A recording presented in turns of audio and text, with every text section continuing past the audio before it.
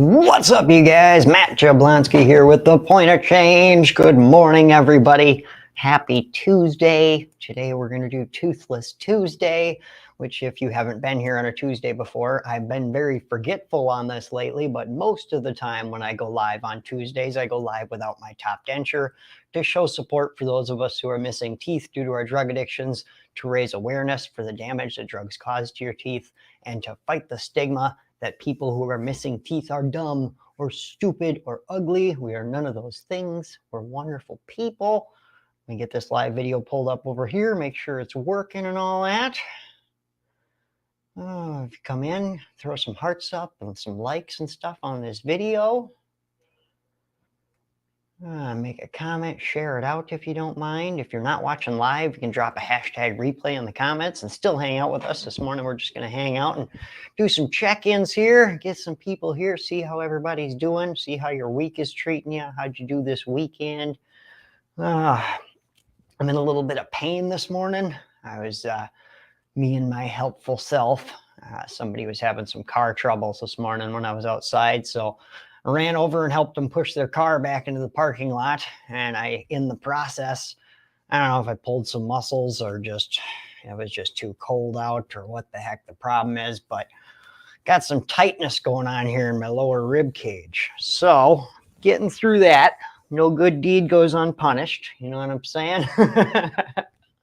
What's up, guys? Got some people coming in. How's everybody doing? Kimberly, good morning. Throw some likes on this video, some likes and some loves. Share it out if you don't mind. We're going to hang out for a little while. Just going to check in with you guys, see how everybody's doing, how the winter is treating you. Are you making it through? Are you in a winter state? That's a good question for you. Some of you guys are probably in nicer places where it's nice and warm. But it's going to be 27 below zero here in Wisconsin today. Bam, bam, bam. It was already 11 below zero when I woke up this morning. And it's steadily dropping. Angie, good morning. Donna, good morning. Good to see you guys. Make sure you hit that heart button down there, guys. Helps out on Facebook. Kimberly says it's 2 here. Brr, brr, man, brr. As we draw closer to the end of winter, you know, it's crazy. Like, you think of like, if you're not from a winter state, a lot of people might think of like winter as like, you know, the beginning comes and then it gets colder and colder and colder and more and more snow until about middle winter, and then it starts getting warmer, warmer, warmer as the snow melts off. Like, in a perfect world, that's how it would be. But we do not live in a perfect world. So it's not that way. It's really crappy all the way through it. And it goes up and down. Like a couple weeks ago, it was like 50 degrees. Now it's back down into the negatives again. And we like over the past week, we got like most of the snow that we've had this winter came within the last week here. So we're buried in snow and the negative temperatures again. And it's like when you get into these last few months of winter here, because, you know, spring is right around the corner right now. But it's like as you get to the end of winter, it's not like it's getting better as you get closer to spring. It's not like temperatures are just gradually getting warmer and days are just gradually getting longer and snow is going away. No, as you get closer to the end, you still have feet of snow that show up and negative temperatures, and the days are still fairly short, and it can really start to kick your ass mentally. It really can. Right here at the end of winter is that period where a lot of us go through where we are so sick of this, so ready for summer, but we're still in it. We're still in it, you know, so keep your heads up, guys. Try and stay positive, try and stay warm, try and remember that we're almost there. We're almost through it. Don't let this really take you down. What's up, guys? More people coming in. Hit some hearts on this video, guys. I appreciate that.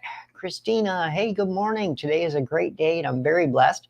Tomorrow, me and Ryan have 4 years of sobriety. Right on, Christina. That's awesome. Well, no fronts on it, but I will congratulate you today on 3 years and 364 days. I'll congratulate you on that and make sure you don't take this next 24 for granted. We got to work for every single day that we get in this recovery world. So just keep doing what you're doing and you guys will be awesome. That's great.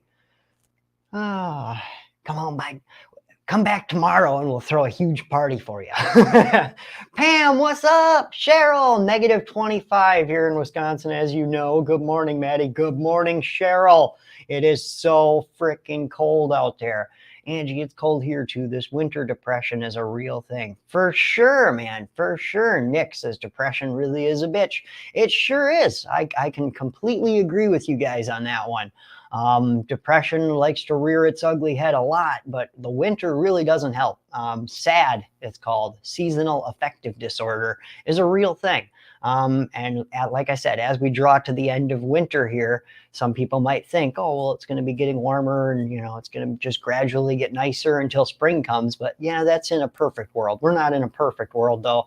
So it's just ups and downs of crappy and nice all the way through. And like right now, as although spring is right around the corner, it's like we've been in this for months now. It's been months of not going outside and sheltering down and hard to walk down the street and all the salt on the roads and just it gets really, you get sick of it. You get sick of it. By the end of it, you're so ready for spring, and I am at that place. I am so ready to see nice green grass again and to have the trees in bloom and the flowers and everything, man. Kimberly, cold is all perception. My daughter complains because it's 40s in Houston.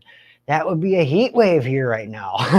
Yeah, it is definitely one of those things that's kind of it's as you perceive it. Cold in the beginning. Like, for instance, a great example of that is when it starts getting cold here in Wisconsin at the end of summer, when we have a 40-degree day at the end of summer, it's like, brr, it is cold, man. And then at the end of winter, when we have a 40-degree day, we're out there in t-shirts. We're out there like, oh, wow, this is awesome. Look, it's 40 degrees. This is so great. So it really is just kind of what you're climatized to for like what is cold and what is hot, Oh, man, Cheryl, I totally agree. Right. I'm so sick of winter. I don't know why I still live here. I really don't. I'm very thankful that I moved 4.5 hours south to find recovery, because down here at the bottom of the state, we're not in the snow belt. So like the northern Wisconsin right now has like 4 to 5 feet of snow. 4 to 5 feet of snow. Southern Wisconsin, we just got hit with the most snow we've had this year, and it's around a foot of snow we got out there. So I still get snow, still get cold, but it's about 10 degrees warmer down here than it is up north. And we got about 3 to 4 feet less of snow down here. So a lot more of a mild winter, and I'm very thankful for that. But it still gets to be a pain in your ass, man. Let's see, Pam, I can already hear it when it's hot outside. Everybody's going to be complaining about the heat. Yep, I will be. I will be up here complaining. If there's one thing you can count on, it's that Maddie's going to have something to bitch about. But I see a lot of people in Wisconsin, like when the weather does finally shift, like a lot of people go from having their heat on, the very next day they're kicking their air conditioning on. And those kind of people, I'm like, you're never content, are you? You have control issues, Nick, been kicking my ass. I've been in a bad spot for days. It would be nice to hop on the bike and cruise for a few hours. Took a mental health day and can't even ride. Right? Some of the best things that we have in our toolbox for fighting our depression, anxiety, mental illnesses, things like that, are summer related things, or at least a little warmer related things, like myself going for a hike or going for just a walk around town with my dogs. Those are things that really improve my mental health. But when the weather's like this, you go outside for more than 15 minutes and you're already looking at frostbite, and the dogs, with the freaking salt on the sidewalks, the dogs can't go very far, and they're constantly, you got to freaking pick them up and pick the salt out of their paws because it'll hurt them, it'll burn them. So it becomes a pain in the butt. It really does become kind of a pain in the butt. Pam says, Stephen Andrew, are you at work? Hopefully he is. Let's see. Angie, yep, me too. I'd be happy with 60 degrees all year round. Wouldn't that be a perfect world? Wouldn't that be beautiful? Hey, we got some more guys coming in. Come on in, guys. Hit some hearts on this video if you don't mind. Try and build up a little priority here on Facebook. I'd appreciate it. The more reactions you get, the more Facebook will show this to more people. So it'd be awesome if you can hit some hearts. I'd appreciate it. Let's see. Keep pushing, guys. Keep pushing out there, man. Dana, good morning, family. Good morning, Dana. Good to see ya. Thanks for coming by. Appreciate it. Oh, man. Like I said, I am ready for summer. I am ready for warm days and for beach trips and for driving with the windows down. All of those things. I am so ready for it. Oh, man, I really did a number on myself this morning. I tell you what, I helped out a couple guys this morning. Their car died right out here in the parking lot, like right at the entrance of the parking lot. They were pulling out and the truck died. And they're over there trying to get it to start and getting it home. And I was like, all right, I'm going to go see if I can help them at least push it, because the nose of the car, they were out of the parking lot enough to where the nose of their truck was out in the traffic, and they were kind of sitting in like on the sidewalk and half in the street kind of thing. So I was like, all right, I'll go over there and see if I can at least help them push it back up into the parking lot. Well, I get over there and neither of these guys speak English. So there was a huge language barrier there right away. But I just kind of did enough pantomiming, I was like, you guys need help, and kind of pushed like that. And he was like, yeah. So come over there, and me and the one guy got in front of the truck, and the other guy kind of had the wheel and was trying to push himself. And we got it back. We got the back end up into the parking lot. And then when the front end got to the incline on the sidewalk, so now we're pushing the whole vehicle uphill. That's where we ran out of momentum and couldn't push it any farther. And I'm pretty sure that's when I pulled some muscles, was because you're pushing against something that's not moving, that's not good. So I'm pretty sure that's when I pulled some muscles. But then the one guy kind of looked at me and he was like, and pointed at the battery and did this kind of thing. And I was like, yeah, I got cables, but I was out there in my basketball shorts and a Carhartt jacket. So, so I was like, pantalones. And he started laughing and gave me a thumbs up, and I was like, I'll be right back. And I ran to the house and put some pants on and started the Subaru and come outside, drove around the block and came up by his truck there and threw the jumper cables on for him. And real quickly, she freaking fired right up after we got some more juice in it, and then the one guy kind of did this to me, and I was like, no. I just kind of, how did I say? I just said, no problemo is what I said. And he was like, oh, gracias. And I was like, de nada. And I know very little Spanish, but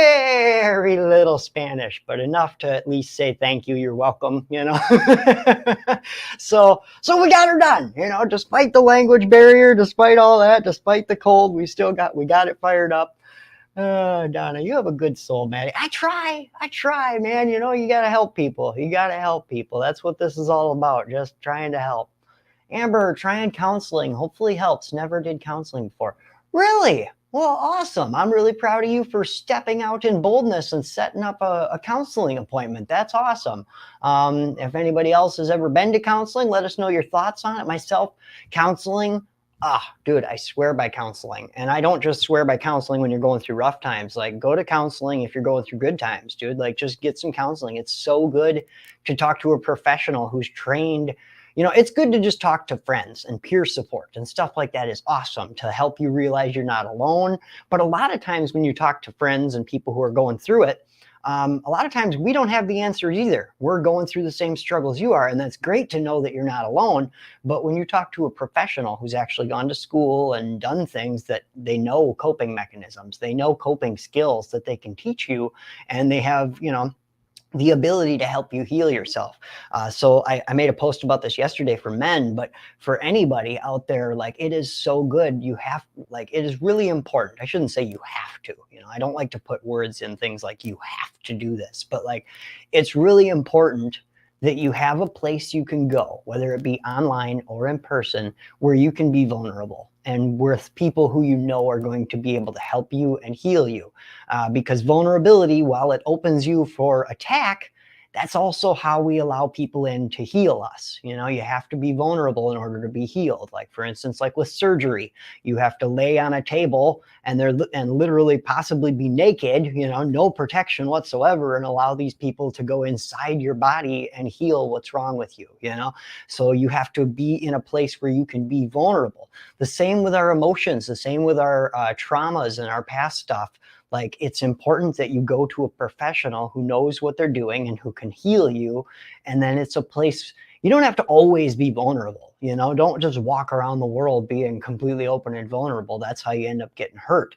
But when you're in a setting with people who are there with your best interests in mind, that's when it's okay to take the armor off. That's when it's okay to be vulnerable. That's when it's okay to let your guard down, and let people in, because then they can help you and teach you ways that you can cope with those things that you've gone through, and teach you ways that you can cope with the things that you're going through now. And possibly, because there's a lot of people out there that know, like, just from talking to you, they can be like, did you have childhood trauma? And you're like, yeah, I totally did. And they're like, I can see that. I can tell. So what I need you to do is, write a letter to your younger self, or, talk to that person that hurt you, or whatever. They can actually tell you a step-by-step process on, like, a physical, tangible way that you can help yourself heal with those emotional and traumatic things that are going on inside of us, even spiritual warfare, stuff like that that's going on inside, instead of just being like, hey, forgive yourself or whatever. Like, they can actually give you a tool to help you with that. Let's see. Amber, I've been having a lot of nightmares, more seizures. Need to try to find something that helps. Lynn says cannabis. That's CBD and stuff like that is known to help with seizures. But it depends on where you're at as far as legal state and stuff like that. So, and where you are on your legal journey as well, and where you are on your sobriety journey, and where you are on your spiritual journey. All that has to play a role in whether cannabis is going to be a good fit for your life. But I say, before looking for something outside of yourself to fix the problems inside, try and find somebody that can help you with the problems inside themselves directly, instead of looking to things from this world to put in you to try and fix that, whether it be cannabis, medication, whatever. I mean, that's not a road that we want to completely say, no, that won't work. But it is a road that I say, hey, if you can get to counseling, you can get to therapy, if you can find the root of the cause of why you're feeling this way, and talk therapy and stuff like that will help you, go that route first. Try and find somebody that can help you unlock that door inside of yourself, because this is an inside job. Often we quickly go to look for something outside of yourself. Hey, try do this, that, or the other thing, when these are inside jobs. So if you can find a way to get through it without putting, anything else from the outside world, if you can find an inside way to do it, awesome. Amber, I smoke weed, might try oils. Right on. Because, also a thing to remember is that, of course, cannabis isn't right for everybody. And there are exceptions to the rules, but THC, for some mental illnesses and some things, THC can make it worse. And it can have, like, for instance, like schizophrenia, THC is not good if you're schizophrenic. Some schizophrenics report that THC helps them. Most of them do not. Most of them say the voices increase, things get weirder, they get paranoid, stuff like that. Bipolar is another one where some people say that cannabis helps them, but a lot of people say that it gets way worse when they smoke weed. Depression is one, because weed is a downer. So depression is one that sometimes, if you're going through depression and you smoke weed, my advice to you would be to lower your dosage, or to step away from it completely, whatever fits your life better.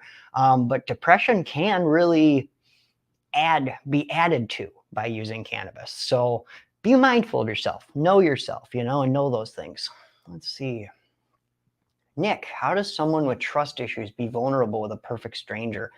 I have a hard enough time trusting people I know. There are very few people I can talk to, and no one person ever knows everything. Well, as far as a perfect stranger, honestly, sometimes going to a perfect stranger, like you just reported there, is really a very freeing feeling, because this person does not know you. They don't know your family. They're not going to go back and tell your mom what you said. They're not going to go tell your brothers what you said. They're not going to tell anybody what you said, because they don't know anybody in your life. So there is a little bit of a free nature. Like, if you ever been in a taxi, like, it feels really like easy to open up to the taxi driver and tell him things that you never wouldn't tell your family, because it has no effect. He's not going to run around and tell your friends. Nobody's going to know what you said to this guy. So on that side, I can see how a perfect stranger would fit. But when it comes to counseling and stuff like that, if that's what you're referring to, Nick, as a perfect stranger, my advice on counseling is not to necessarily look for the perfect stranger aspect. I suppose would play a good role in it, like I just explained there, but it's better to find a counselor that you identify with, that's not actually a stranger, somebody that you just feel okay around, and it is a process of getting to know your counselor and also knowing yourself. A lot of times your first meeting with a counselor is just that consultation of getting to know each other. You're not actually even going to address the problem that day. You're just finding out, am I the right fit for you? Are you the right fit for me? Do you have the experience necessary to help me? So a lot of times that first meeting with a counselor, you're still going in with your armor on. You're still going in guarded. You're still going in with your boundaries up, because you don't know, is this person going to be a good fit for me? Are they going to be able to help me? Or am I going to tell them what I'm going through and them sit there and go, wow, dude, that's messed up. That's the last thing you want a therapist to say. Wow, what happened next? I wonder, why did you do that, bro? That's ridiculous.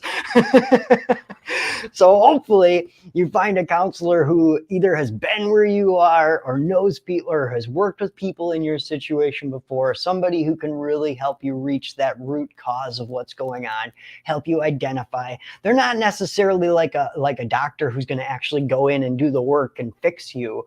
A counselor is more somebody who's there to guide you through talking. They know the questions to ask to keep drawing information out of you and to get you to that breakthrough point of, you're almost the one who does the work when you go to counseling. They're just there to say, okay, so how did that make you feel? Okay, now where does that emotion stem from?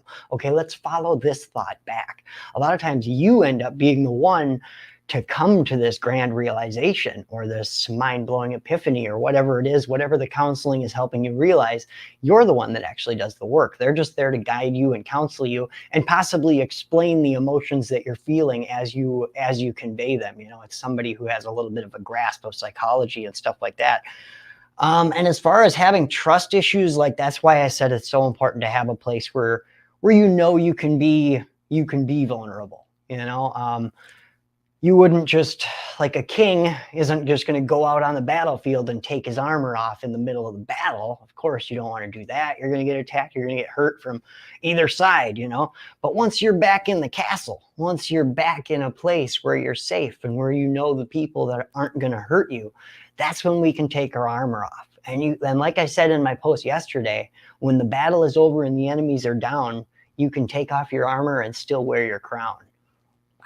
I love myself for thinking of that, okay? That was a rhyme I put yesterday in my post, and I was like, that's so good. That's so good. When the battle is over and the enemies are down, you can take off your armor and still wear your crown. You're still a king, dude. You are still the king. You're still the king of the castle, just because you're letting your armor down and letting, being vulnerable. Like, you're still on the throne, man. Josh and Lori, if I went to see a therapist, the therapist is going to need a therapist. Well, that's actually a very true statement. I know you're saying it as a joke, but that's a very true statement. Therapists need what they call, what's the word they call it? It's where when you're in therapy, and even doctors and massage therapists and stuff like that, you have someone that you can go counsel or talk to about the things that you counsel other people through, because we do a lot of transference. Like I talked about the other day, if you're a very empathetic person and then you talk to other people who've been through traumas and stuff, when they're telling you what they're going through, you identify with them, for one, especially if you relate to the story they're telling and you can put yourself in their shoes very easily.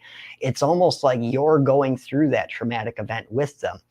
Maybe some of you guys have ever heard, you talk to somebody and they tell you something that they went through, and you almost feel shell shocked from it. You feel a bit of trauma come on you because of the story that you heard and how you were able to visualize it and walk in their shoes for that minute. So it is really important that therapists have another therapist they can see. But don't ever, I see the joking nature of that, Josh, but never think that you are so crazy or so far gone, or you've been through so much that nobody else is good, that someone else can't understand that, or that somebody else, it would be way too painful for them, in a way that, and I know I'm not trying to preach on you over a joke, but in a way, that's an example of your ego getting in the way of your healing. Because our ego comes in, a lot of times we think of ego as this, I'm so cool, I'm so awesome, I'm better than other people kind of thing. But our ego can also play a role in stopping us from in healing, in the sense that our ego tells us that our problems are too complex, our problems are too unique, our problems are there's no way that a therapist or that somebody, that these simple breathing techniques would help me with my problems. My problems are too big, too grandiose, too unique, too complicated, too traumatic for other people to be able to help me. And that's our ego coming in, and your ego can step in the way there and stop you from being able to get the help. I've had this happen where I've had this thing that I thought was like this, that I put it up on this pedestal that, oh, this is my complicated problem and nobody else will help me be able to solve it. And then somebody will say, well, actually, you could work on that by just making apologies or making amends in that situation, and going to talk therapy. And then the ego kicks in and goes, no, that simple of a solution for this complicated of a problem, that won't even work. There's no way that could possibly work for my complicated problem. And then we end up not trying it in some cases, or just not thinking that that's going to work because our problems are too special, so be careful with your ego stepping in the way of you getting help. I promise you, there are people who've been where you are. There are people who can help you through it. And just allow that to happen. Keep an open mind. You have no idea how many times I've had something that I shared with somebody, and like for instance, in early recovery, there were some things that I did in my active addiction that I figured I had to take to the grave with me, because people would think I was evil. People would think I was a terrible person. I'm probably going to go to hell because of this thing. I even considered killing myself on numerous occasions because of these things I had done in my active addiction. And then I talked to another, not even a professional, just another recovering addict. And I finally bared that. I finally opened up and was like, dude, I did this, and I think I deserve to either be in prison for the rest of my life, or I have to kill myself, because I'm never going to be able to forgive myself for this thing. And he very offhandedly was like, dude, I did the exact same thing. Like, you're not that bad. Like, I've been there, and I beat myself up for it for a long time, but I've learned to forgive myself. And in that moment, it was like this weight was lifted, but it was also like a slap in the face to just be like, good, here, I was going to kill myself over this. And now I meet somebody else who literally did the exact same thing I've done. And he has forgiven himself, and he feels no need to kill himself for it. And it was like this, so you're saying I don't have to kill myself? Just this weight came off of me when he told me that. So share your story with others, not necessarily on a huge platform. Like I said, I'm not even going to share those things. Some of those things that I've grown through and developed from and forgiven myself for, I don't share them here, but I don't need to, that's part of my story. And I definitely recommend just speaking to people and getting those things off your chest, because sometimes we really condemn ourselves on things. And another step that he did with me that helped me forgive myself on that was we looked up the punishment for if I had gotten caught and did jail time for that thing I did, how much time would I have gotten? And we seen that most times you would get 10 years, and you would end up sitting 5 years. And here I was gonna kill myself over something that, yeah, it's punishable by time in prison, but it's not like a life sentence. It's not like, it's not like you killed somebody, so it was like this. Even that helped me let go, that I don't need the death sentence. Even if I was found guilty on what I had done, I don't deserve the death sentence on it, and here I was condemning myself to the death sentence over that thing. So it's awesome, the little things we can learn in recovery that'll help us stay here. Joanne, yes, therapy has done wonders for me, for both me and my daughter. Amen. Amen, Joanne. Deborah, good morning, Deborah. Good morning, Genesee. Good to see everybody. Make sure you throw some hearts up on this video if you haven't yet. I appreciate it. Donna, just throwing this out there. I have graduated from St. Mary's Behavioral Health. My counselor dealt with drug addicts. She was a magnificent human. Right on, Donna. Right on.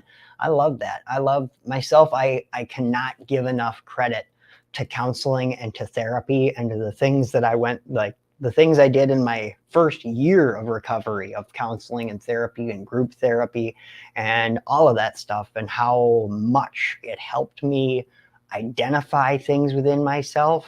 And then once you can identify those things in yourself, it's easier to be able to work on them.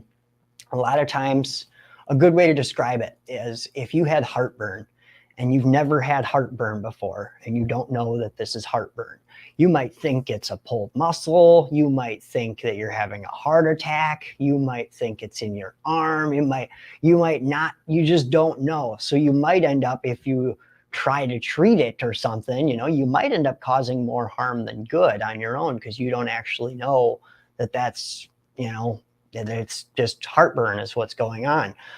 The same goes with our mental illnesses and things. When you don't realize what mental illness you're struggling with, you might be using the wrong coping skills to deal with that thing. For instance, here's a great example of that. For years, I figured my suicidal thoughts and self-hatred were a symptom of my depression, right? I was constantly thinking I should kill myself. I hate myself. I don't want to live. I don't deserve to live. And I thought that when those thoughts started to come in, that was a prelude to my depression kicking in, that those thoughts were coming in. So then I would start preparing myself for a bout of depression, and I would use coping skills for depression when I felt those things. Years later, I find out that self-hatred and suicidal thoughts are their own mental illness. They are not a symptom of depression. It is its own mental illness. And when I found that out, it was a game changer for how I fight those thoughts and for how I help myself in those times, instead of thinking, oh, I'm about to have a mental illness breakdown. Now I realize that it's not that, those thoughts are coming, so now depression is coming. Those thoughts are there. You're not waiting on a mental illness to start kicking in. You are in full-on mental illness is affecting you right now mode. You know what I mean? Like there's a difference between my mental illness is about to get bad and my mental illness is currently bad. So realizing that helped me in my offensive strategy to how to fight my mental illnesses that were coming, because it's a whole different ballgame when all of a sudden your enemy, when you know it, when you can name it, when you can say, aha, that's him right there, instead of just, I'm not exactly sure what's going on here. I don't know how to do this. I don't know what's wrong with me. Am I broken? Is there something, whatever. Instead of that, you can say, aha, it is suicidal thought. It is freaking self-hatred. It is depression. It is anxiety. So that's a huge step in knowing yourself and identifying your mental illnesses. Because once you can identify your emotions and identify your mental illnesses, then it's easier to learn how to control them and how to combat them. Let's see, Donna, just throwing this. Oh, I already read that one. Oh, excuse me. Mary, I had therapy with Malachi. He was 7, 8-ish. Cognitive behavior therapy from being around situations he should not have been. Oh, well, amen to that, Mary. I'm glad you went to counseling. Nick, I'd like to know more about that. If you could hit me up after the live. For sure, bro. For sure. Hit me up, man. We'll talk. We'll talk. I would love that. Because yeah, if you are struggling with those thoughts of I hate myself and I don't want to live anymore and I want to kill myself or I deserve to die or I never wanted to be alive in the first place, or one that I really had to identify was I used to have the constant thought of I want to go home. And that was one that really, it would come up when I would have a memory of my past and I would think of something I did to my dad or to my brothers or to my mom or to myself, or a time when I just did something that I knew better, and I did it anyways. And all of a sudden this overwhelming urge, sometime it would involuntarily come out of my mouth. I would literally have this flashback hit me and uncontrollably I would literally say, I want to go home. I just want to go home. It would come out of my mouth sometimes. Most of the time it would just hit my head. And then sometimes I'd be around people, and I called it an outburst because it would just literally, it was either I want to go home or I should kill myself, would literally come out of my mouth. I would vocalize it. And I'm thankful that that happens few and far between. I can't say that I've 100% conquered that demon, but it is not an everyday thing for me anymore. And I'm very thankful for that. But there were times when I'd have people around me and it would hit me and all of a sudden I'd go, I want to, and like swallow it back down and like, oh, all right, wow, that almost came right out of my mouth, and I'm sitting here with my family or I'm at work and people are around me or whatever, and it would almost come out of my mouth and I didn't want to get thrown in a new loony bin or anything, which is another thought I had to realize in my addiction or in my recovery, that you're not going to be thrown into a loony bin for having those thoughts. I always had this feeling like if somebody knew what was going on in my head, if somebody heard me, they're gonna put me in a mental institution. I'm gonna be locked up for the rest of my life. And it took a long time for me to come to terms to the fact that I'm not certifiable. Like I don't need to be institutionalized over it. I just have a lot of nasty thoughts and stuff, and I'm okay, and we can get through this, and nobody's gonna lock you away. Like, you're not a threat to public safety. You just have some mental issues, and that's okay, and we're going to work on it. But yeah, those thoughts are definitely something you can come to terms with. I had to realize, it took me one time, I had to Google, I just had to Google that.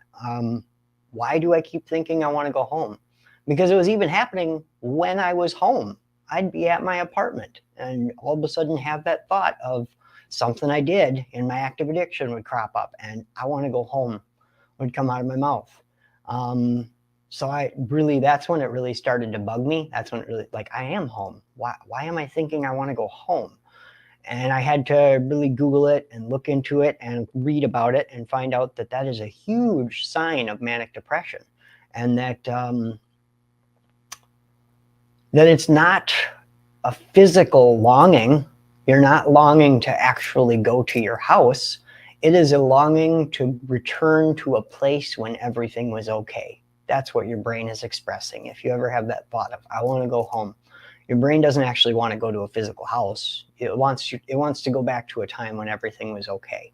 And coming to terms with the fact that you can't go back to a time when everything was okay, and that you have to accept what has happened and move forward into a place where everything's okay, and move forward into acceptance of your past and acceptance of the things you've done, and move into a place of forgiveness, not only by receiving forgiveness from others, which is a huge one. If you have things in your past that are unresolved trauma, where you have things that you either did or things that were done to you that you never got a resolution on those things, making sure we make amends. Making amends isn't a one-way street. It's giving forgiveness and also receiving forgiveness. Sometimes the things we need to make amends for are things that we've done. Sometimes we have to make amends for things that were done to us. And then making amends with yourself for the things that you've done to yourself. Coming to a place where you can look at your own self with empathy. And like, for a long time, I looked at myself in active addiction with such hateful eyes. Like, I was like, how could you have done that? How could you, or how could I have done that to my dad? How could I have done that to my family? How could I have done that to myself? How could I have done that to my friends? It took me a long time to look at myself with empathetic eyes, to look back at myself in active addiction and not hate that guy, to actually look back at myself in my active addiction and before my active addiction and realize that I was just a hurt kid, that I had problems in my life that I didn't understand and I didn't know how to heal. And so I had to forgive myself on individual case basis, not just a broad range, just, oh, I forgive myself for all the stuff I've done. I actually had to like go through it and forgive myself for like individual times that I did something that I knew better. That's a big one that I had to learn to forgive myself. You know, you have to forgive yourself for knowing better and doing it anyway, because that's a hard one. You know, you knew better than to do those drugs. You knew better than to steal that thing. You knew better than to do that thing you did, but you did it anyway. You know, that's a big one, to forgive yourself and to just forgive yourself for being a kid and not knowing any better in a lot of cases. Forgive yourself for putting yourself in those situations. Forgive yourself for having those friends. Forgive yourself for doing all that stuff, you know? So, and when you can move into a place of forgiveness with yourself, it's a beautiful thing, but it's not an overnight process. This is not a flip a light switch. This is not look in the mirror, say you're sorry, and instantly feel better. This is a long case of like seeing what happened and like feeling the feeling, identifying where it's coming from and working on it. And slowly over time, like I kind of, every once in a while, I'll still have one of those outbursts, right? Where I have that feeling of I want to go home, or I have that thought that hits me of I want to kill myself, or I deserve to be dead. And and now I'm so thankful that I'm at a place where when it happens, I go, wow, that hasn't happened in a long time. You know, where did that, and I still do the, where did that come from? Why did I just think that? Is there anything I can do to make sure that I move past that feeling on that situation? If I need to, you know, sometimes it's literally open up Messenger and shoot somebody a message and say, hey dude, I just randomly thought about that time I did X, Y, and Z to you. And I am so sorry, man. And like, that's quick as that. You just cleaned a little bit of your side of the street, you know, and sometimes that's what needs to happen. Or even, dude, I just remembered this time. I want to talk to you. I remember a time when, you know, X, Y, and Z was supposed to happen and you either screwed me over or did whatever. And I just want to let you know that I still remember it and I forgive you. You might not even remember that, but I just want you to know that I forgive you for that thing, you know, or whatever it is. And you can slowly, one by one, kind of move into acceptance on a lot of stuff. Nick, that's part of why I don't like talking about my shit. Yeah. What's the feeling that somebody's gonna lock you away, or the feeling that I don't know. There's a lot of feelings that come up when you talk about stuff, you know, and some of it, like I explained, I made that post yesterday about us men, how we have that longing to be the alpha male. And then, you know, trying to show vulnerability when you're the alpha male, we worry that our freaking place in the herd is going to be taken. We worry that an enemy is going to attack us if we show our vulnerable side. But just know that those fears that come into our head, those doubts, those thoughts that, you know, people are going to lock us up, or that somebody's going to think we're crazy, or that they're going to change the way they feel about us. I don't mean to get religious on you, but I always remember that no matter what, like there are things I have done and there are things that I can do that would make people fall out of love with me, that would make people not like me anymore or not love me anymore. But there is an almighty spirit, a creator, God, who no matter what I've done and no matter what I do, he will always love me. And that for me is a way better feeling than the fleeting love of people, you know, because like people, our love is so temporary. And you can do something that'll make somebody fall out of love with you, you know, but God, he loved you from before you were born, and he's going to love you till the day you're dead. And whether you're naughty, nice, or sugar or spice or whatever, God still loves you. and he's still there, and he knew you were going to do that, and he still loved you anyways, even though he knew you were going to do that, you know? So that conquering love that I feel from God helps me with a lot of that stuff when I worry about people falling out of love with me. That's a good feeling. That's a good feeling, you know, and God helps me with my feeling of that one I mentioned before, that feeling that I never wanted this life, you know, that I just, two people had sex in the 80s and now I'm alive and I never wanted this life. I never asked for it. Through God, it's helped me realize that maybe I did ask for this. Maybe I did want to be alive before I existed. Maybe my soul longed so hard to be alive that I was that twinkle in my dad's eye, you know, that I wanted to become alive, and I worked for this to get here before I was here, you know, and that thought has really helped me come to terms with, you know, maybe I did want to be alive. Maybe, because I can't remember, maybe my soul wanted this so bad that I brought myself into existence, you know. Let's see. Donna, it's a growth process. Amen. Yes, indeed. God forgave our defects and still has compassionate love for us all. Amen, brother. Amen. Mary, Nicholas, it definitely is. And anytime you need to talk, you know where I am. Amen. Amen, man. Got a lot of people here that are willing to talk if anybody ever needs somebody to talk to, but you can always message me too, you know, if you want to talk to me personally or whatever. You're more than welcome to message me, and Nick will talk after this a little bit more, and maybe I can help you with some of the stuff you're struggling with, bro.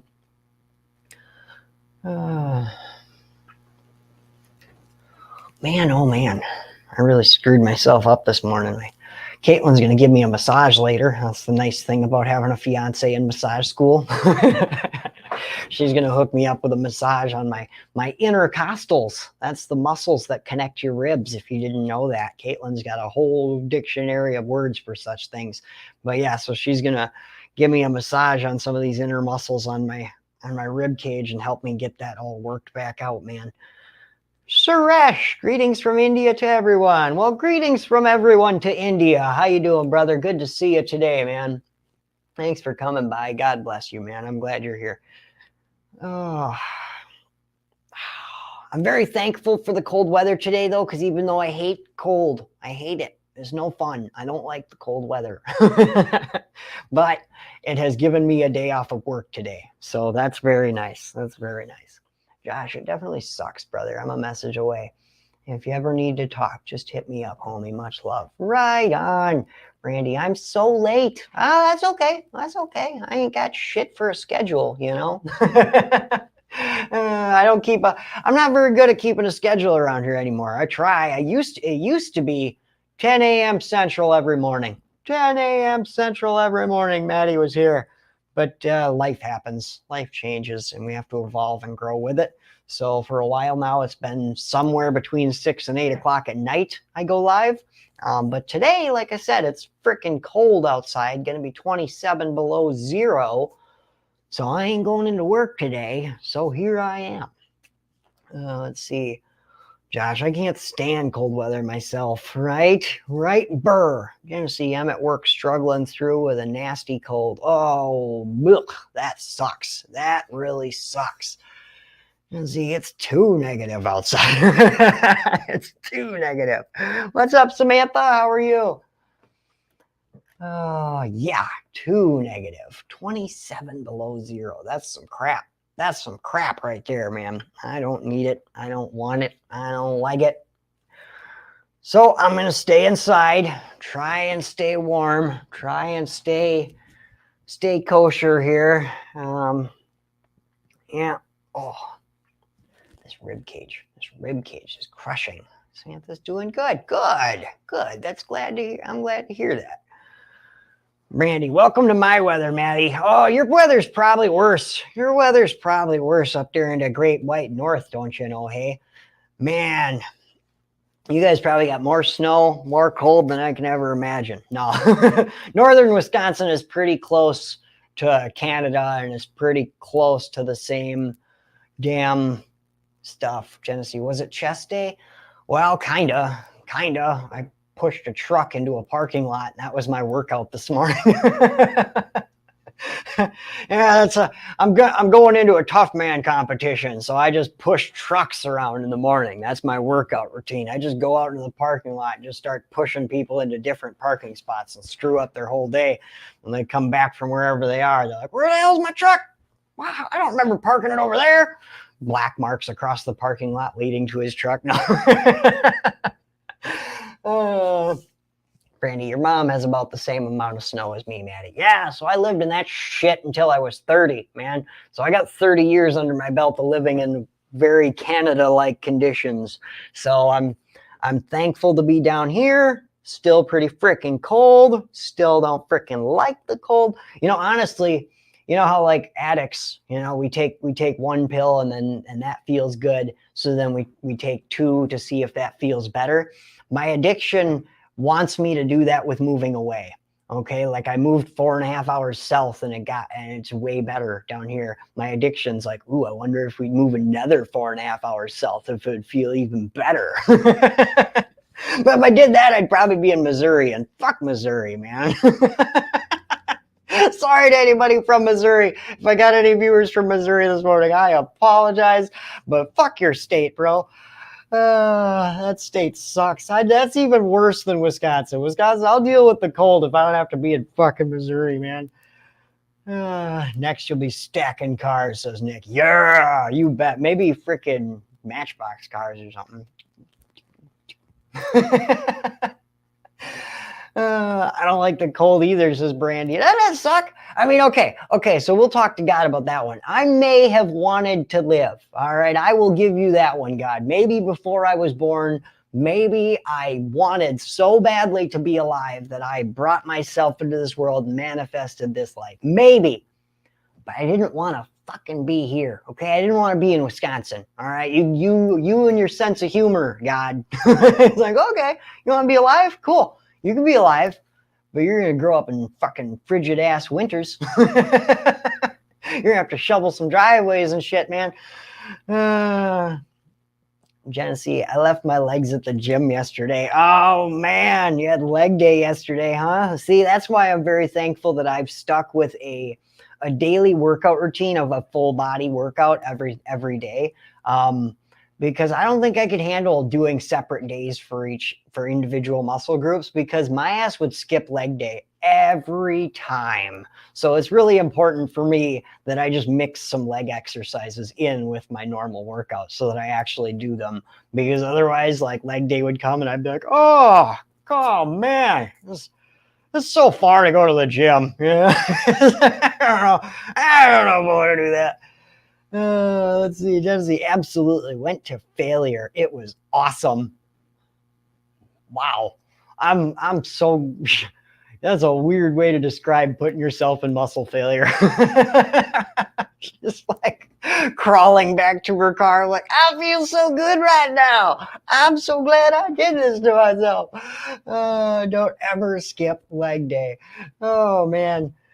I will. I'll just do some skipping around my house, and that will be my leg day right there. See? So I skipped leg day. Get it?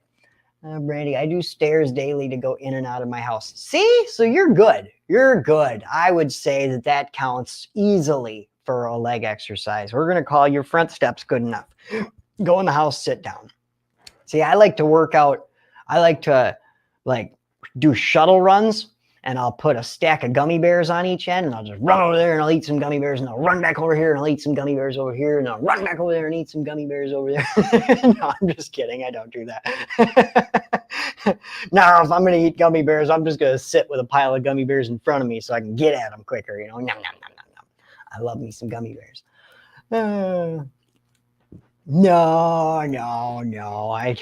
Like I say, I don't want to keep that. I have 15 stairs to go in and out, says Brandy. Oh, yeah? Damn. See, me, I have goals to not have leg days ever again. I have goals in the future. I can't wait. Someday, I want to have a one-story house. I don't want this up and down the stairs crap. For one, because I am super forgetful. That's the main reason. I'm super forgetful. I forget everything all the time.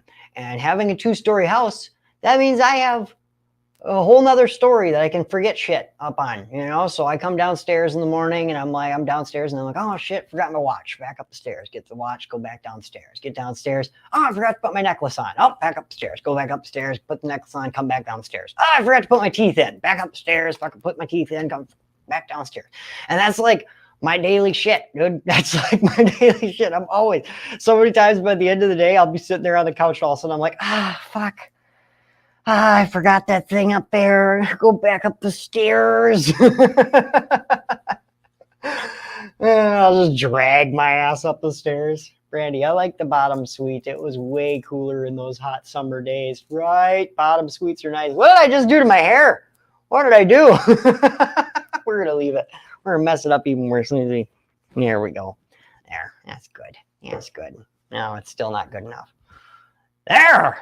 Now we got her. Now that's much better. Jesse, I told the gym I'd pick up my legs today. I do a 50-50 split between upper and lower body. Well, that's good. That's good. That'll help you. That'll help you. I'm glad. I'm glad you guys are getting a kick out of me this morning. Good. Good. You need some laughter in your lives, that's for sure. Oh, man. Laughter's the best medicine. You know what I'm saying? I feel straight up 80s punk style right now. Straight up 80s punk style up in here. Just give me some Elmer's glue so I can turn this sucker into Liberty Spikes, man. There. Now I just look like I just got out of bed. Whatever. All right, guys, I'm going to get out of here. Thanks for hanging out with me this morning, though. I hope you guys have a beautiful day. I hope you learned something today, or at least got a smile out of me and a good laugh, or hopefully some good information as well. I hope you guys have a beautiful day. I will see you guys. I might still go live this evening. Maybe I can talk my beautiful fiance into joining me for a live this evening. So if you guys want to come back sometime around 6 o'clock, 7 o'clock, something like that, Caitlin, I'll see if she's down for that. But I love you guys. Hope you have a beautiful day. I'll see you later. Until then, stay happy, stay healthy, and stay clean.